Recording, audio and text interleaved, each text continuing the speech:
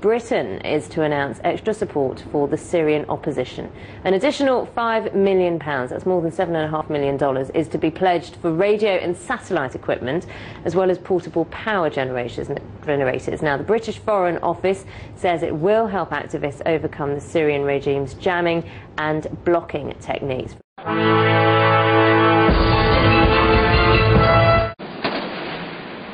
Armed with Kalashnikovs and other light weapons, the rebels' fight to keep control of Salahuddin was always going to be a struggle in the face of the full might of the Syrian army.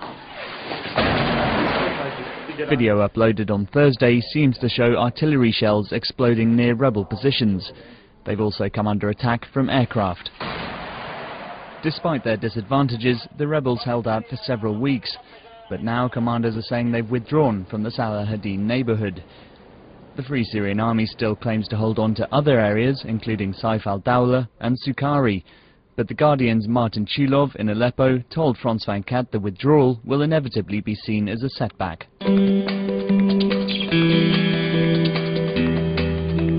Syrian rebels have been pushed back from a strategically important district of Aleppo, but clashes have continued in the country's second city.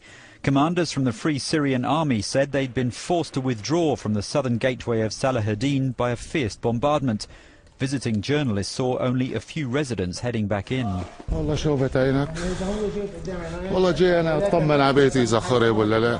Everything fell on our heads, says this man. I came to check my house to see if it was destroyed or not.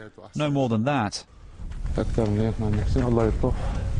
I hope that everything will calm down and that everything will go back to normal. One rebel commander said 250 people had been killed in the area over 3 days, mostly by shelling and air attacks. In the meantime, in Damascus, the Syrian government has announced the appointment of a new prime minister. This after Riyad Hajjab, the former prime minister, defected and fled to Jordan. That defection was confirmed by Jordanian authorities on Wednesday, an embarrassing blow to the Syrian regime. The new prime minister is a man by the name of Wael al-Halki. He was the former health minister in the Syrian government. And in Iran, a close ally of the struggling Syrian regime, has tried to organize an international conference with representatives of some 30 countries trying to pick up some kind of diplomatic initiative to try to save the flailing Syrian regime.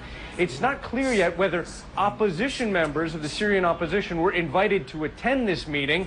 Of course, rebels have taken some 48 Iranians described by the Tehran regime as pilgrims as hostage. The rebels claim that they were Revolutionary Guard members and military members, claims that the Iranian government has denied. In the meantime, here in Turkey, we've seen a fresh flood of refugees coming from Syria.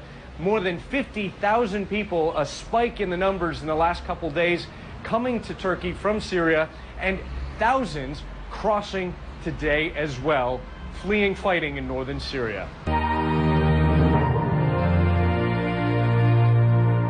And reports from the UN suggest the organization may have chosen a replacement for Kofi Annan as the peace envoy for Syria. Reuters news agency is saying the veteran Algerian diplomat Lakhdar Brahimi will take the job. Annan, of course, announced his resignation last week after a failed 6-month effort to reach a ceasefire. More from Kristen Salumi now at UN headquarters in New York. Kofi Annan's resignation was seen by many as the end of the line for the UN's diplomatic efforts in Syria. But the search for his replacement actually began almost immediately. And while there's been no official announcement about who will replace him, we know there is a short list of candidates. And now we have reports that the top contender is a man by the name of Lakhdar Brahimi. He's an Algerian diplomat, someone who actually worked at the UN under Kofi Annan when he was Secretary General. He worked as the special representative for Afghanistan. He helped put an end to Lebanon's civil war. So someone who's well regarded for his work in the Middle East. Other candidates on the list that we've heard, Martti Ahtisaari, the former Finnish president, also a longtime UN diplomat, someone who won the Nobel Peace Prize for his work in Kosovo and in Iraq. Another name that's been floated is Javier Solana, the EU's former foreign policy chief. Now, whoever is chosen by Secretary General Ban Ki-moon will also have to be approved by the Arab League, as he is a joint special envoy.